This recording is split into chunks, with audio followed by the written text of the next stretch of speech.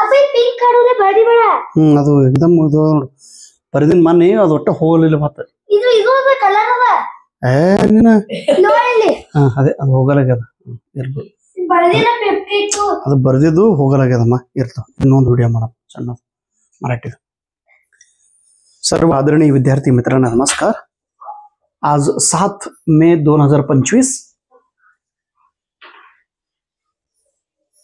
उद्या 8 मे 2025 आहे उद्या शेवटची तारीख आहे कशाची यूजीसी एनटीए नेट अप्लिकेशन करण्याची 7 अरे अरे ಹಿಂಗ ನಂಗೆ ಗೊತ್ತ चला तर 8 तारीख उद्या शेवटची तारीख आहे कृपया आपण एनटीए नेट अप्लिकेशन कंपल्सरी भरावी कारण तुम्ही सर्वांनी महाराष्ट्राची सेट एक्झामची तयारी करीत आहात येणारी म्हणजे 15 जून रोजी जे महाराष्ट्राची एक्झाम सेट एक्झाम होणार आहे ते झाल्या लगेच पुन्हा नेट एक्झाम होणार आहे त्यामुळे एकाच फ्लो मध्ये तुम्हाला नेट आणि सेट आणि नेट ह्या दोन्ही परीक्षेत रिझल्ट मिळावी हीच शुभेच्छा आहे त्यामुळे शेवट तारीख असल्यामुळे फक्त तुम्हाला एक आठवण करण्यासाठी मी ही व्हिडिओ तयार करीत आहे कृपया ज्यांनी अजून फॉर्म भरलेला नाही ते विद्यार्थ्यांनी फॉर्म भरून घ्या ज्यांनी अजून सुरुवात केलेली नाही आता तरी सुरुवात करा ज्यांनी या अगोदर सुरुवात केलेलं आहे त्यांनी फास्ट ग्रिप धरा कारण काय माहिती आहे का आता तुम्हाला प्रोफेसरच व्हायचं हे ठरवल्यामुळं या पेपरकडे तुम्ही एकदम बारीकपणे आणि सिरियसली तुम्ही या परीक्षेकडे बघितलं पाहिजे तुमचा दृष्टिकोन सिरियस पाहिजे तुमचा अटेम्प्ट सिरियस पाहिजे हे पेपर देत असताना उगा नॉमिनल आणि नॉर्मल पद्धतीने पेपर देऊ नका सिरियस व्हा कारण जो विद्यार्थी सिरियस असतो जो ज्यांचा दृष्टिकोन स्ट्रॉंग असतो ह्या पेपरकडे तोच विद्यार्थ्यांना रिझल्ट मिळत असतो त्यामुळे सेट बरोबर नेटचाही एक्झाम आता परवा जो गेल्या वर्षी जे विद्यार्थी नेट परीक्षेमध्ये सेट महाराष्ट्राच्या सेट एक्झाम मध्ये पास झालेले ते सर्व विद्यार्थी नेट एक्झाम बसा आणि सेटची तयारी करणारे विद्यार्थी तुम्ही पण नेट परीक्षा बसा आणि नेट एक्झाम हार्ड असतो नेट एक्झाम कठीण आहे नेट एक्झाम हिंदी आणि इंग्लिश मध्ये प्रश्न विचारतात आपल्याला कळत नाही म्हणून तुम्ही घाबरू नका कारण सेट आणि नेटचा सिलेबस एकच असल्यामुळे एकाच वेळी प्रिपरेशन करा आणि दोन्ही रिझल्ट मिळवून घ्या ओके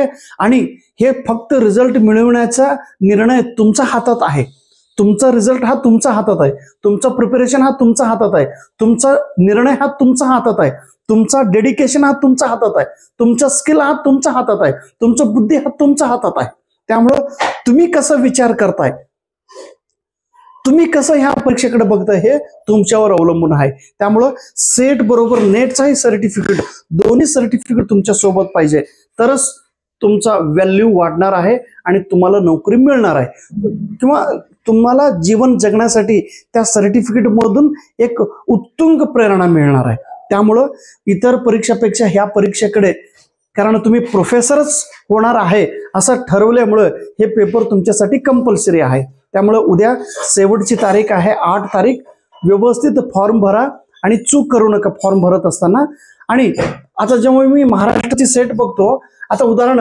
मराठी विषयासाठी महाराष्ट्रात 10,000 12,000 13,000 विद्यार्थी फॉर्म भरतात सेटसाठी आणि नेटचा जेव्हा मी फॉर्म बघतो मराठी विषयात फक्त 2,000 विद्यार्थी मग बाकीचे विद्यार्थी कुठे गेले पळून घाबरून घरी गेले घाबरून घरी बसले घाबरून तिथंच राहिले कारण त्यांना कॉन्फिडन्स नाही ना नेट एक्झाम हार्ड असतो अहो दादा माझा अनुभव प्रमाणे महाराष्ट्र सेट पेक्षा नेट एक्झाम सोपा आहे महाराष्ट्र सेट एक्झाम पेक्षा नेट एक्झाम इझी आहे महाराष्ट्र सेट एक्झाम पेक्षा नेट एक्झाम सिंपल असतो फक्त आपण त्या परीक्षेकडे त्या दृष्टीने आपण बघत नाही त्यामुळे प्लीज हे पेपर व्यवस्थित तुमचा सिरियस अटेम्प्ट पाहिजे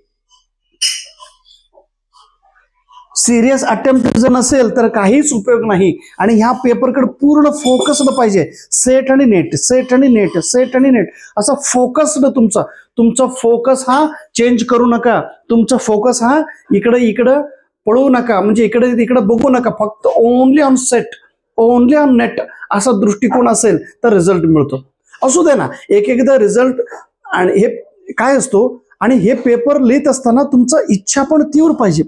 सगळ्यांचा इच्छा असतो, परंतु ज्यांचा तीव्र इच्छा आहे तोच विद्यार्थी पास होत असतो. म्हणून स्ट्रॉंग डिझायर घ्या आणि पेपर लिहा.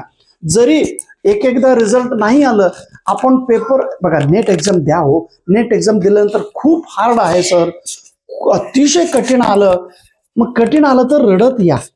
एक्झाम मधून पेपर संपल्यानंतर बाहेर येताना रडत यायला पाहिजे, तोंड एकदम बारीक करून यायला पाहिजे, डिप्रेशन मोडमध्ये यायला पाहिजे, टेन्शन मोडमध्ये यायला पाहिजे, बारीक तोंड करून यायला पाहिजे. एकदम शांत रीतीने तुम्ही पेपरमधून बाहेर यायला पाहिजे. जर पेपर हार्ड असेल, पेपर डिफिकल्ट असेल, पेपर टफेस्ट असेल तर तुमचं तोंड बारीक व्हायला पाहिजे किंवा डोळ्यातून पाणी यायलाच पाहिजे. आणि पेपर हार्ड आहे, पेपर कठीण आहे म्हणून तुम्ही बाहेर येताना हसत हसत आलं, टिंगल टवळ करत हसत आलं आणि एकमेकावरती असं हात घालून हे लई टफ आहे पेपर आहे, तोंडावर मारला पाहिजे अशा विद्यार्थ्यांना मला अजिबात आवडत नाही. You are not serious about exam, you are not serious about the question paper, you are not serious about your target, असा दृष्टिकोन होतो. रडत यायचं, मग हसत. मी बघितलं कितीतरी एकदम एकदम म्हणजे टिंगल टवळ करत येतात आणि ते क्वेश्चन पेपर असं फोल्ड करून असं एकमेकाला असं मारत. असं कुठं असतंय का? म्हणजे तुम्ही सिरियस नाही हे दिसतात. तुम्ही लाईफकडे बघण्याचे दृष्टिकोन तुमचा कॉमन आहे तसं नाही. जो विद्यार्थी रडत येतो, जो विद्यार्थी बारीक तोंड करून येतो, जो टेन्शन मध्ये येतो, तोच खरा विद्यार्थी, तोच यशस्वी होतो, तोच हाय लेवलवरती जाणार आहे. त्यामुळं एकदा ह्यावेळी फेल झालं तर चालेल, परंतु त्यांना पुन्हा रिझल्ट मिळत असतो. त्यामुळं please be serious on your attempt, be serious on your अभ्यास. आणि अभ्यास सिरियस कधी वाढणार आहे? फक्त सिलेबस. जो विद्यार्थी नोटबुकमध्ये सिलेबस लिहितो आणि मोठ्या अक्षराने सिलेबस लिहून त्यांचा घरी जिथं अभ्यास करतो तिथं त्या वॉलला त्यांनी पेस्ट केला पाहिजे. आणि पाठीमागील 3 वर्षांचे क्वेश्चन पेपर घ्या आणि त्याचं तुम्ही व्यवस्थित अनालिसिस करा. आणि क्वेश्चन पेपर घेण्या अगोदर माझ्याकडे असलेले जे काय क्वेश्चन झेरॉक्स आहे, जे क्वेश्चन बँक आहे, त्याचं तुम्ही रेफर करा प्लीज. एवढं महत्वाचं आहे ते क्वेश्चन बँक. ते सगळं झेरॉक्स आहे. प्रत्येक प्रश्न महत्वाचा आहे. प्रत्येक प्रश्नांचं तुम्ही अनालिसिस करा. फक्त प्रश्न इंग्लिश मीडियम मधून आहे म्हणून घाबरू नका. त्या इंग्लिश मीडियमचे प्रश्न मराठीमध्ये ट्रान्सलेशन करून तेवढंच तुम्ही फाउंडेशनसाठी अनालिसिस करा. कारण या प्रश्नामधूनच सेट एक्झामला प्रश्न येणार आहे, या प्रश्नामधूनच नेट एक्झामला प्रश्न येणार आहे. तेवढी पूर्ण गॅरंटी मी देतो. फक्त या प्रश्नांचा अभ्यास करायची जिद्द तुमच्याकडे पाहिजे. आणि त्याला मायन्यूट एका प्रश्नांचं उत्तर एक ऑप्शन बरोबर असेल तर बाकीचे 3 पर्याय का चुकीचं आहे ते गुगलमध्ये सर्च करा, विकिपीडिया वेबसाईटवरून माहिती काढा आणि 2 ओळ लिहा. असं प्रत्येक प्रश्नांचं तुम्ही अनालिसिस करा. एक मोठं नोटबुक भरतो आणि तेच नोट्स तुम्हाला उपयोगी पडणार आहे. तुम्ही त्याच्यासाठी प्रयत्न करा, त्याच्यासाठी त्याग करा. कष्ट तुम्हालाच आहे असं नाही, इतर लोकांना पण असतो. फक्त आणि त्याचं नोट्स लिहा आणि लिहिलेलं नोट्स तुम्ही रिव्हिजन करा. जेवढं जास्तीत जास्त रिव्हिजन करताय तेवढा तुमचा रिझल्ट येतो. बघा, हे काम तुम्ही करा. कारण life is only what we choose to make it. Life is only what we choose to make it. आपलं लाईफ आपण कसं निर्धार करतो त्याच्यावर अवलंबून आहे. आपलं जीवन आपण कशा पद्धतीने निवड करतो त्याच्यावर अवलंबून आहे. आपण काय वाचन करतो त्याच्यावर निर्धार आहे. आपण काय पाहतो त्याच्यावर आपलं जीवन निर्धार आहे. आपण काय ऐकतो त्याच्यावर आपलं जीवन आहे. आपण कोणासोबत राहतो त्याच्यावरती आपलं जीवन अवलंबून आहे. आपण कोणतं मटेरियल वाचन करतो त्याच्यावरती आपलं जीवन अवलंबून आहे. त्यामुळं तुमचा जो लाईफ कोणावरती अवलंबून आहे तर आपलं विचारावरती, आपलं स्किलवरती, आपलं निर्धारवरती. त्यामुळं please life is only what we choose to make it. तुम्ही कसं निवड करताय हे तुमच्यावर आहे. त्यामुळं सेटनेटकडे व्यवस्थित लक्ष द्या आणि रिझल्ट काढा. काल आम्ही माझ्या हाताखाली शिकले की एक विद्यार्थी किरण म्हणून, तो 10वी पास झाल्यानंतर आता कर्नाटकमध्ये तो गेलेला आहे, इंजिनिअरिंग झाला. आणि त्याच्या लग्नासाठी आम्ही सर्व 5 जण शिक्षक गुरुजन आम्ही गेलो होतो. आणि जात असताना कारमधून इथं गणगापूर जवळ घत्तरगी म्हणून आहे, तिथं एक देवस्थान आहे घत्तरगी भागम्मा. तिथं त्या देवस्थानासमोर आम्ही दर्शनसाठी त्या मंदिरात गेलो. आणि जाण्या अगोदर मी एक नारळ घ्यावं म्हणून नारळाच्या दुकानामध्ये गेलो आणि तिथे एक मुलगा बसला होता. हे दादा एक नारळ दे. मग त्यांनी नारळ दिला, नारळ आणि बाकीचे सगळं उदबत्त्या दिलं आणि 30 रुपये घेतलं. सर 30 रुपये द्या. आणि 30 रुपये माझ्याकडे नव्हतं, मी फोन पे केलो आणि रेंज नव्हता, म्हणून मी 500 रुपये त्या मुलाकडे दिलो. आणि तो सर आमच्याकडे सुट्टे नाही, मी काय करू, सुट्टे नसेल तर आणून दे बाबा. सर तुम्ही तोपर्यंत दर्शन घ्या, मी घेऊन येतो. मग आम्ही दर्शन घेऊन मग आम्ही बाहेर आलो. एक अर्धा 20 मिनिटाने, 20 किती अर्धा तास दर्शन घेऊन मग आम्ही एका हॉटेलमध्ये बसून नाश्ता खाल्लो. आणि नाश्ता खाऊन आम्ही डायरेक्ट त्या कारमध्ये आम्ही येऊन बसलो बघा. मग कारमध्ये बसल्यानंतर तो मुलगा मला बघत आहे, ते कुठे आहे म्हणून. मग त्याने ते कारमध्ये मला पाहिलं, मग ओरडत sir sir sir sir sir. मग आम्ही पाहिलो, मग त्या विद्यार्थी म्हणजे तो मुलगा पळत पळत येऊन मला पैसे दिला, मग सुट्टे देत राहिला. मला खूप आनंद झाला. मी म्हटलं अरे हे 20 रुपये तुझ्याकडेच घे, म्हणजे 470 रुपये त्याने दिला होता, 20 रुपये तुझ्याकडेच ठेव, तू बहुमान. का सर नाही, तू स्वतःहून हुडकून मला दिले ना. मग तसंच मग त्याला तू काय करतो बाबा. नाही सर मी आता सच त्याच्यासोबत मी आमच्या सरांना अजून एक पाण्याचं बॉटल पाहिजे होतं. मग पाणी बॉटलसाठी त्यांनी पुन्हा कारमधून उतरला, पाणी बॉटल आणायला तो गेला. मग मी त्या विद्यार्थ्याला बोलत राहिलो, अरे काय तुझं नाव, यश म्हणून त्याने सांगितलं. मग किती शिकलात. सर आता 10वीचा पेपर दिलो कर्नाटकमध्ये. मग रिझल्ट आला की 2 दिवसापूर्वी. म्हटलं हो सर आलेलं आहे. किती टक्के मिळाले. सर 82% मिळाले. अरे बापरे म्हटलं 82%. तुला वडील काय करतात. सर इथं साखर कारखान्यात सिक्युरिटी गार्ड म्हणून रेणुका शुगर फॅक्टरी तिथं त्यांनी का. मग आई काय करते.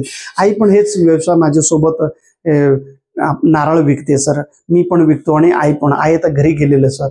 अरे मग एवढं उन्हात तू हे काम करतो. हो सर उन्हात मी काम करतो, थोडं छत आहे ना सर त्याच्यामध्ये बसून मी काम करतो. मग रोज किती विक्री करतो. सर तसं काही नाही, अमावस्याला थोडं जास्त विक्री होतात आणि रेग्युलर थोडं नॉर्मल आहे सर, आपलं जीवन चालू आहे. मग मी त्या विद्यार्थी सोबत बोलत राहिल्यानंतर त्याच्याकडे जो स्पार्कनेस होता, त्याच्याकडे जो तीव्र इच्छा. मी म्हटलो अरे तुला 82% मिळालं, पुढं काय करणार आहे. सर पुढं मला IAS परीक्षा द्यायचं.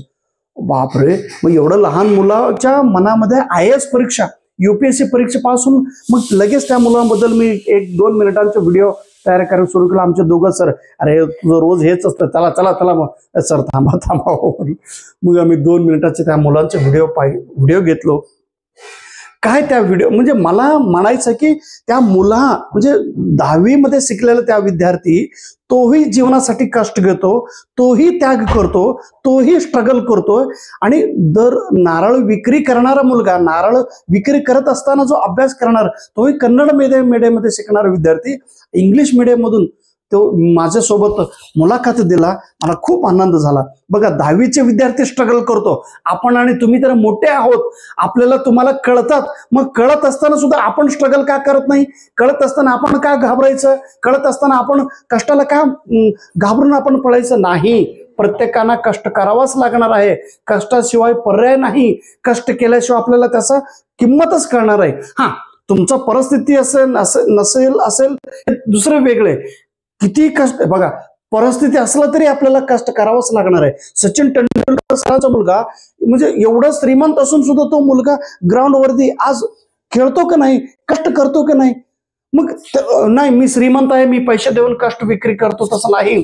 श्रीमंत असो गरीब असो, असो बुद्धिवान असो, कष्ट प्रत्येकाला करावाच लागणार आहे. त्यामुळं जर तो यश मुलगा 10वीमध्ये शिकणारा मुलगा, नारळ विक्री करणारा मुलगा 82% घेत असेल तर तुम्हाला का मिळत नाही सेट नेट परीक्षामध्ये.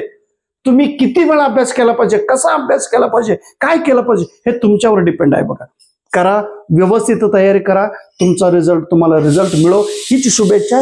उद्या शेवटची तारीख आहे, फॉर्म भरा. आणि हे जेव्हा कथा येऊन मी आमच्या चिन्नूला सांगत राहिलो, अरे बघ रे हे मुलगा नारळ विक्री करतो, आमच्या समर्थ मी काय करू. अरे मी काय करू, तो नारळ विक्री केला, मग मला पण द्या की पप्पा म्हणा, नारळ खातो. फक्त खायला बसलं त्यांनी. असू द्या. आमचे समर्थ आता फक्त 1च मेडल घेतले त्यांनी शाळेत. चिन्नू 8 मेडल घेतले. शी गॉट फर्स्ट रँक. आणि समर्थ म्हणतो नाही मी खेळात मी नंबर काढणार आहे, थोडं मला वेळ द्या की पप्पा. तुला किती वेळ. आता तू खरंच खेळामध्ये नंबर यायचं असेल तर कष्ट मला दिसला पाहिजे की नको. का फक्त टीव्ही बघत बघत प्रॅक्टिस करायचं?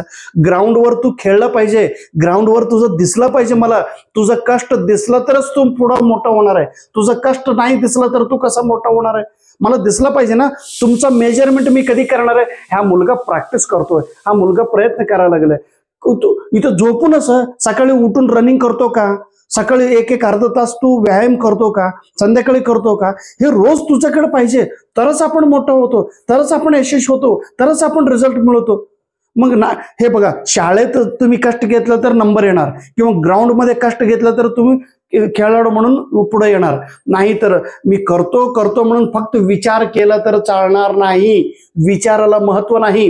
विचाराबरोबर कृती इज इम्पॉर्टंट. प्रत्येकाने विचार करतात, पण कृती कोण करणार? तुम्ही केला पाहिजे ना. आता समर्थ, तू आता बघ, मला सांग, तू का करत नाही? केलं पाहिजे.